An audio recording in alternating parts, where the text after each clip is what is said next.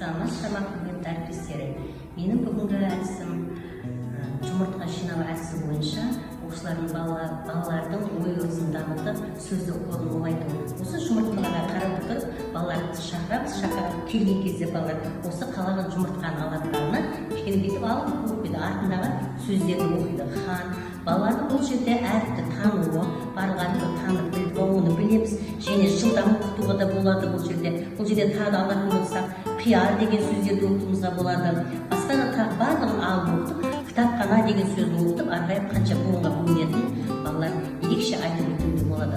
Бұл жерде біздер балалар қанша буынға бөлінетінін біледі, әрі әріптердің барлығын білетін болса, оқып алады. Бұл жерде қызығатын себеп балалар, мына жерде оқыған сөздерді мына жерге кетіп қоямыз. Сонда балалар өздеріне өте қызықты көрінеді оқыған кезде. Әрбір жұмыртқаны осы жерге кетіп қоямыздар. Сөйтіп, қанша бала, әр бала шыққан кезде неше сөз оқи алады, немесе қанша сөздер буынға бөлінеді, балалардың өзінің деңгейін анықтауымызға болады.